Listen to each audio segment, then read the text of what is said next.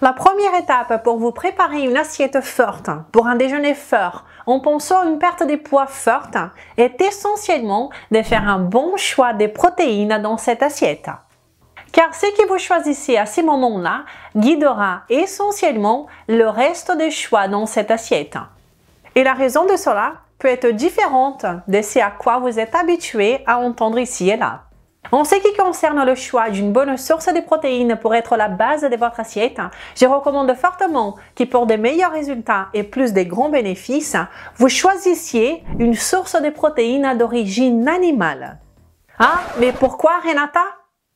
Je trouve même drôle que nous soyons arrivés à un stade de tant de confusion dans ce monde où nous devons parler de la supériorité des protéines d'origine animale sur celles d'origine végétale, n'est-ce pas? Mais enfin, parlons d'abord de quelques points simples. Les protéines d'origine animale ont une grande supériorité en termes de profil en acides aminés qu'elles contiennent. C'est-à-dire qu'elles ont tendance à être une source complète de protéines. Donc, vous n'avez pas besoin de combiner différents aliments pour essayer de compléter le profil d'acides aminés. De plus, elles sont hautement biodisponibles. Et c'est-à-dire que ces acides aminés présents dans ces protéines sont facilement absorbés par le corps. Parce qu'il n'y a pas d'antinutriments perturbant le système et tentant d'entraver l'absorption de ces protéines par le corps.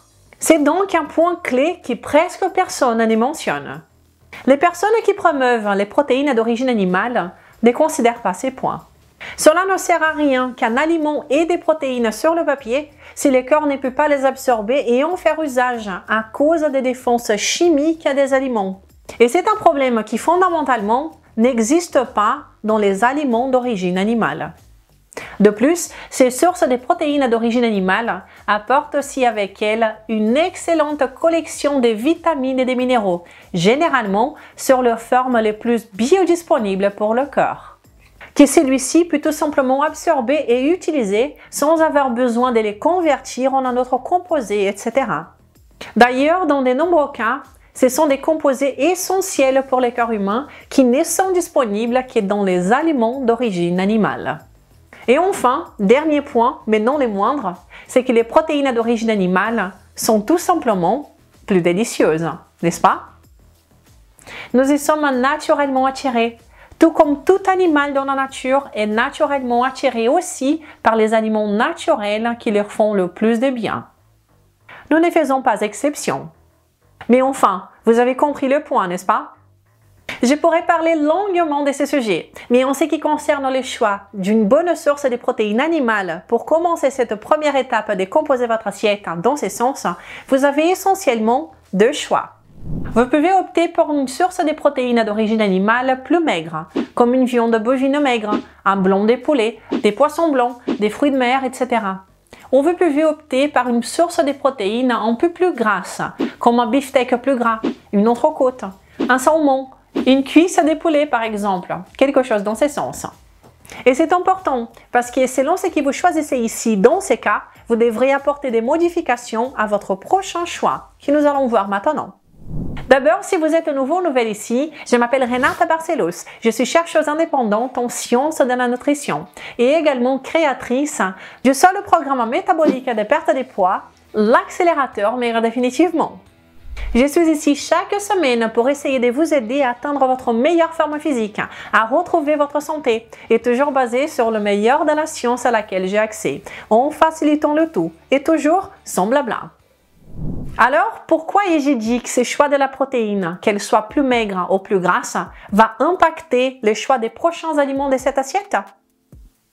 Eh bien, essentiellement à cause d'un mécanisme du corps qui est connu sous le nom du Randle Cycle, qui stipule que le corps a tendance à utiliser comme énergie les substrats énergétiques qui est disponible en plus grande quantité dans le corps à ces moments-là, c'est-à-dire glucides ou graisses.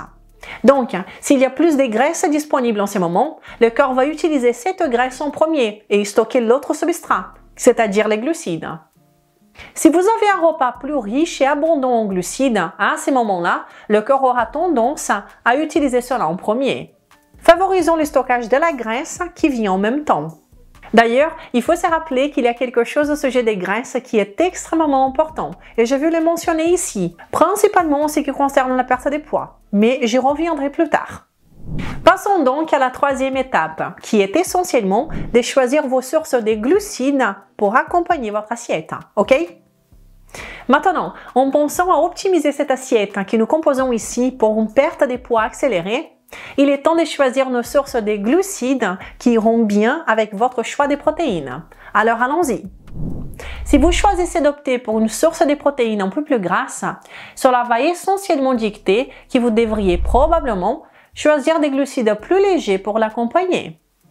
C'est-à-dire que si par exemple vous avez choisi de manger des côtes de porc qui sont une excellente protéine mais un peu plus grasse, dans ce sens vous pourriez l'accompagner par exemple avec des glucides des fruits légers comme les fraises, les myrtilles, les mûres, une orange et aussi des légumes qui sont en fait des glucides dans ce sens comme la courgette, la chayote, les carottes, la citrouille, etc. Donc des glucides bons, excellents, mais plus légers, parce que vous avez choisi cette protéine un peu plus grasse, ok? En outre, vous pouvez évidemment accompagner avec une salade si vous aimez cela, et d'autres accompagnants légers, pas de problème, ok? Ok, mais je parle ici de la partie cruciale de la chose. Maintenant, si vous avez décidé de choisir une source de protéines qui est un peu plus maigre, par exemple si vous avez choisi un poisson blanc ou une viande grillée, un steak grillé par exemple, une viande plus maigre, alors cela ouvre les portes à des options de glucides plus denses pour accompagner votre assiette.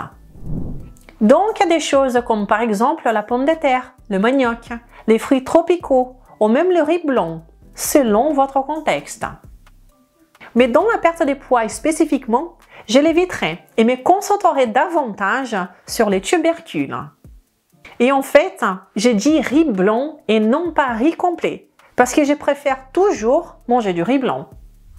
J'ai même fait une vidéo à ce sujet que je mettrai dans la description. Vous pourrez voir après pourquoi je préfère le riz blanc au lieu du riz complet. C'est une autre chose qui est totalement à l'opposé de ce qui est recommandé partout, n'est-ce pas? Mais pour obtenir des résultats différents de ce que nous voyons autour de nous, nous devons faire différemment, n'est-ce pas? Et pour conclure, vous pouvez également accompagner avec des salades, d'autres accompagnements que vous voulez. Donc, c'est essentiellement ça, c'est très simple. Je vais vous les résumer tout à l'heure. Le principal à garder à l'esprit est le suivant.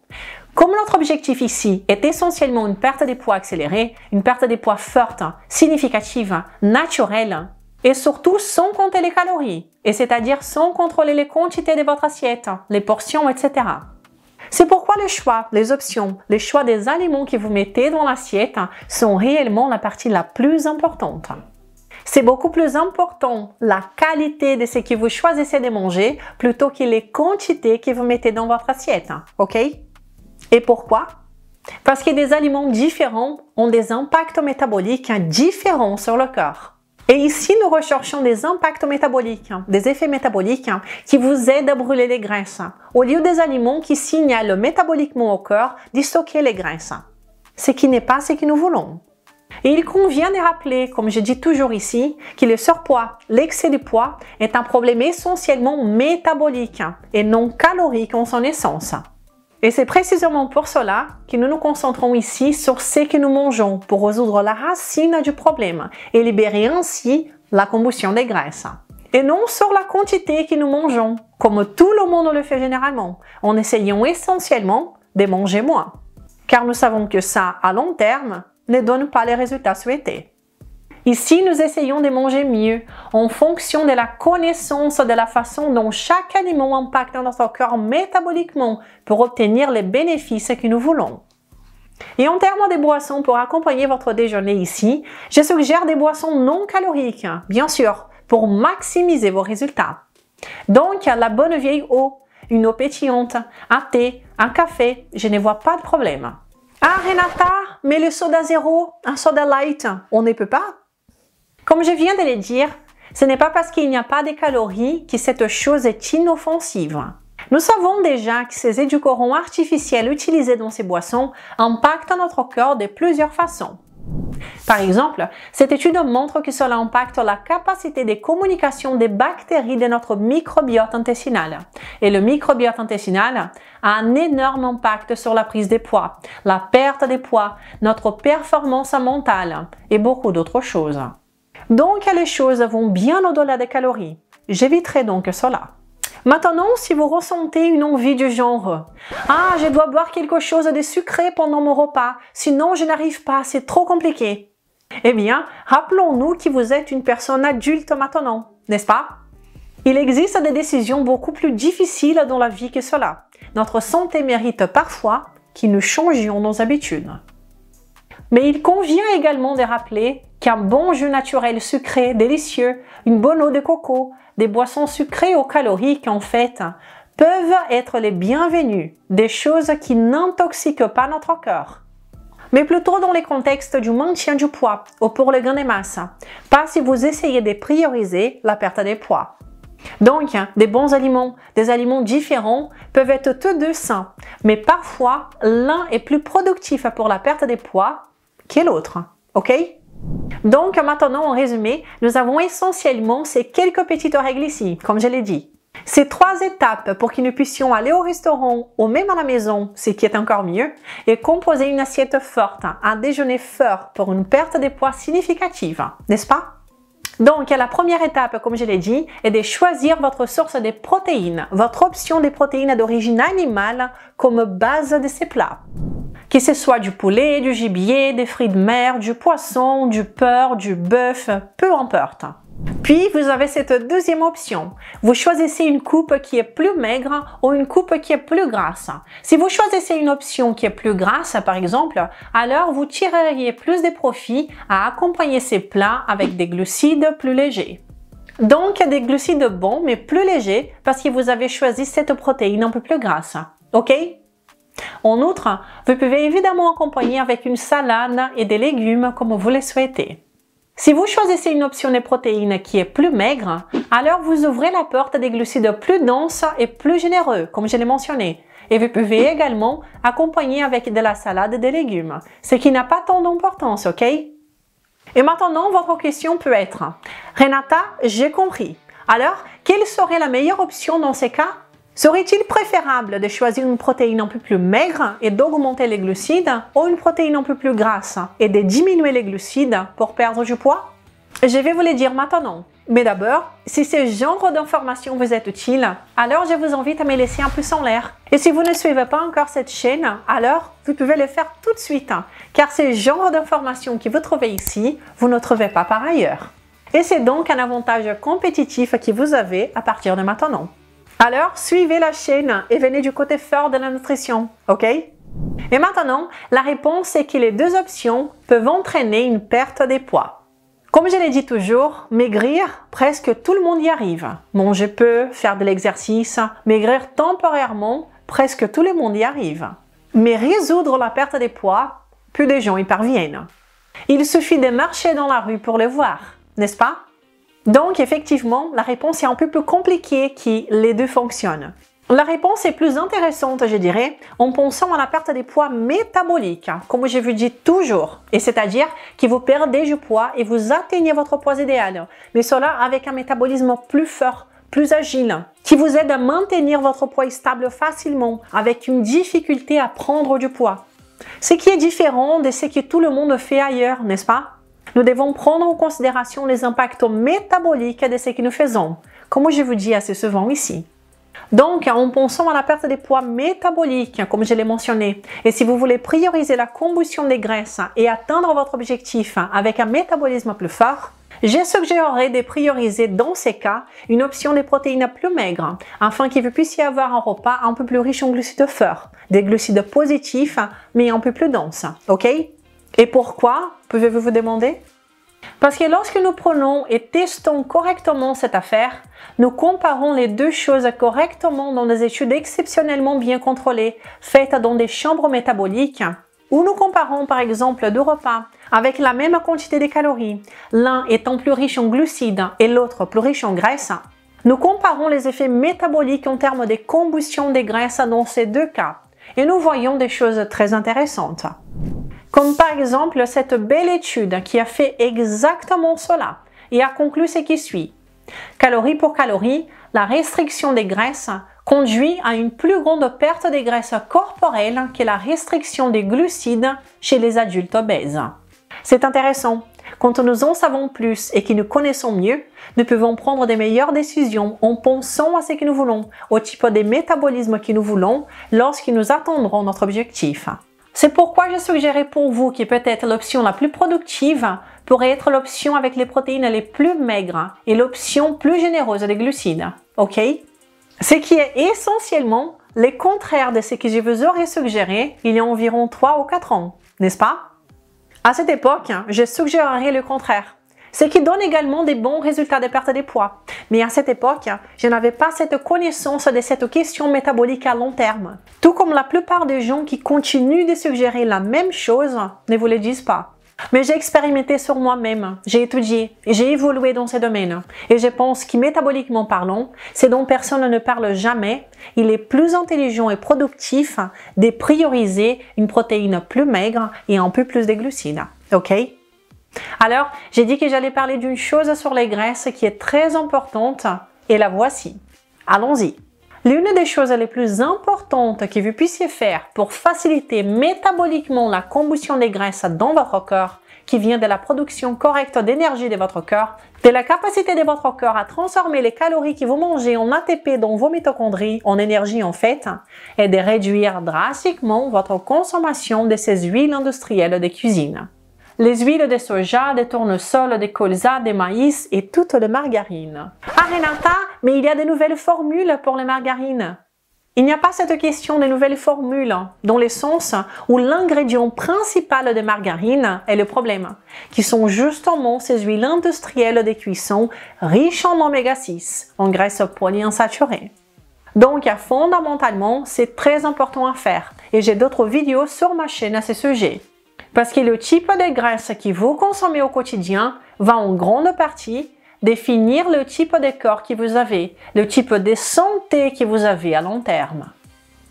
Et c'est une tâche très difficile à faire, surtout quand vous mangez à l'extérieur, n'est-ce pas?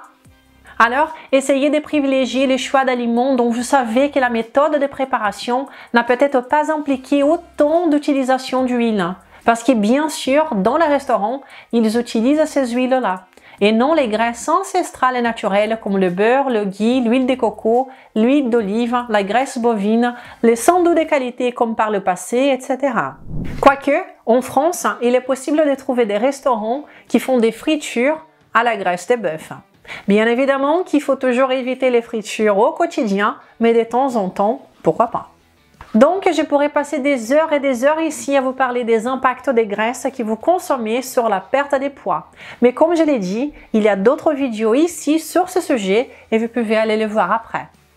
Et ici, je voulais juste vous donner une vision générale de la façon dont vous pouvez composer une assiette forte pour une perte de poids forte, en vous donnant tout un contexte, toutes les autres informations qui peuvent être utiles pour vous à appliquer dans d'autres repas de votre vie aussi. Parce que lorsque vous appliquez ces choses en pratique, vous pouvez être debout chez vous et quand vous jetez un coup d'œil dans le miroir, vous êtes surpris parce que vous voyez un beau corps devant le miroir qui peut-être vous n'aviez pas vu depuis longtemps. Comme ce fut le cas de notre cas de succès de cette semaine. Je suis venue vous remercier de vos enseignements sur l'alimentation forte. J'ai perdu 25 kilos en un peu plus de 10 mois. Et aujourd'hui, l'alimentation forte est un style de vie et non un régime pour moi. Félicitations à vous pour ces beaux résultats. Je suis très contente pour vous.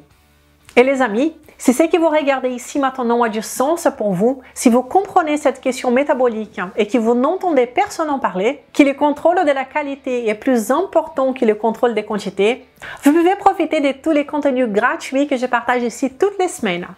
Et si vous éprouvez le besoin d'être plus encadré et de savoir quoi faire exactement, alors je vous invite à venir connaître ma méthode métabolique de perte de poids, l'accélérateur maigre définitivement. Cette méthode étape par étape de perte de poids qui vous guide à travers les 4 étapes de la perte de poids métabolique, vous donnant des listes complètes d'aliments pour chaque phase, des minutes près, des photos de mes propres repas, plus de 100 recettes fortes et incroyables, avec des audios quotidiens pour les premières phases, tout guidé par moi en vidéo, avec absolument tout ce dont vous avez besoin, ainsi que l'accès à notre communauté pour que vous puissiez poser vos questions. Il vous suffit d'entrer sur accélérateur-md.fr ou de voir le lien dans la description ici. Cela peut changer l'avenir de votre cœur et de votre santé métabolique à partir d'aujourd'hui. Alors consommez ces contenus sans modération ou venez nous rejoindre dans l'accélérateur Maigrir définitivement. Si vous pensez que cette vidéo vous a été utile, alors je vous invite à la partager amplement, à me laisser un pouce en l'air, à me laisser votre commentaire, car toutes ces actions m'aident énormément avec ce travail que j'ai fait ici. Et je vous remercie déjà. Je vous souhaite une belle journée et un incroyable week-end. Nous nous verrons la semaine prochaine pour une nouvelle vidéo. D'ici là, prenez soin de vous. Ciao!